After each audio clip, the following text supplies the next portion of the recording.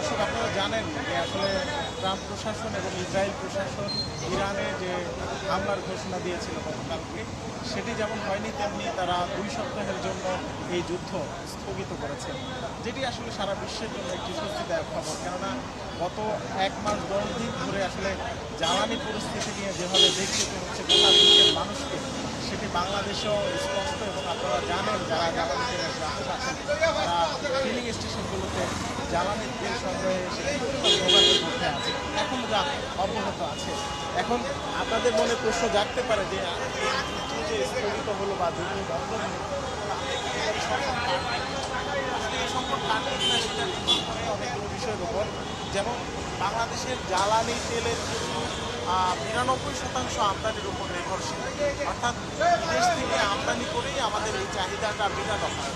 অনেকে বলছেন যে পেট্রোল অক্টেনের বড় অংশ আমাদের দেশে উৎপাদন হয়, কিন্তু সেই উৎপাদনটা আসলে আমাদের নিজস্ব কাঁচামাল থেকে উৎপাদন হয় নাকি আসলে আমদানির উপর নির্ভরশীল কোনো না কোনোভাবে, সেই বিষয়টি আসলে ক্লিয়ার হওয়া দরকার।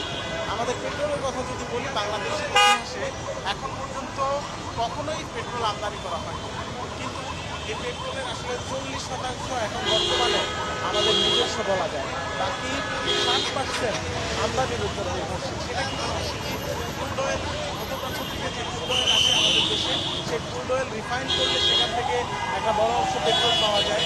আবার কনডেন্সেট আমদানি করে সেগুলো রিফাইন করে সেখান থেকে পেট্রোলের বড় একটা অংশ আসে। এভাবেই কিন্তু পেট্রোলের যোগানটা আমরা দেশটি করতে পারি। অর্থাৎ পেট্রোলের উৎপাদন সক্ষমতা আমাদের আছে, কিন্তু কাঁচামাল অকটেনের ক্ষেত্রে সেই পরিস্থিতি কিন্তু আরও ভয়াবহ। অর্থাৎ মাত্র 22% আমরা অকটেন নিজস্বভাবে দেশে আমরা পাচ্ছি, যেটি কাঁচামাল এবং উৎপাদন আমাদের। আর উৎপাদন সক্ষমতা থাকার পরও আসলে আমাদের বড় একটা অংশ ক্রুড অয়েল এবং কনডেন্সেট থেকে আসে অকটেনে, আর সরাসরি অকটেন আমদানি হয় আমাদের প্রায় 50%-এর মতো।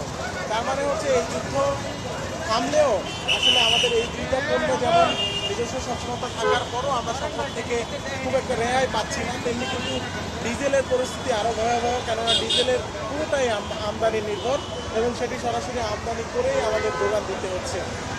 তো সব মিলিয়ে বলা যাচ্ছে যে আসলে যুদ্ধ থেমেছে, যুদ্ধ থামাটা যেমন স্বস্তিদায়ক, তেমনি এই তেলের সংকট কেটে যাবে সেটাও মানুষ প্রত্যাশা করে। সেই সংকট কেটে যাওয়ার জন্য সরকারকে দুটি বিষয় নিশ্চিত করতে হবে। একটি হচ্ছে ক্রুড অয়েল এবং কনডেন্সেটের আমদানি যেমন স্বাভাবিক করতে হবে, তেমনি ডিজেল অকটেনের যে সরাসরি আমদানি আছে, জেট ফুয়েলের সরাসরি আমদানি আছে, সেই আমদানি এটাও স্বাভাবিক করতে হবে। যখন এই আমদানিটা স্বাভাবিক হবে, তখন ডিপো থেকে পেট্রোল পাম্পগুলোতে অর্থাৎ এই ফিলিং স্টেশনগুলোতে সরবরাহ স্বাভাবিক হবে, তখন মানুষ কিন্তু জ্বালানি তেলের গ্রাহকরা কিন্তু স্বাভাবিকভাবে জ্বালানি তেল পাবেন এবং আমরা তখন দেখবো হয়তো যে ভোগান্তি আর থাকছে না, মানুষ নির্বিঘ্নে লম্বা লাইন ছাড়াই তারা তাদের যে জ্বালানি সেটি সংগ্রহ করতে পারবেন। এবং এই জায়গাটা আসলে মানুষ প্রত্যাশা করছে যে আসলে গত 1 মাস 10 দিন ধরে মানুষ যেভাবে ভোগান্তির মধ্যে আছে, সেই ভোগান্তি যেন কেটে যায় এবং সারা বিশ্ব যেন একটা শান্তিময় পরিবেশের মধ্য দিয়ে মানুষ যেন জীবনযাপন করতে পারে। মানুষের অর্থনৈতিক কর্মকাণ্ড যেমন স্বাভাবিক হবে, তেমনি দৈনন্দিন জীবনযাপন যেন শান্তিপূর্ণ হয়, সেই প্রত্যাশা আসলে সবার এবং বাংলাদেশের মানুষের।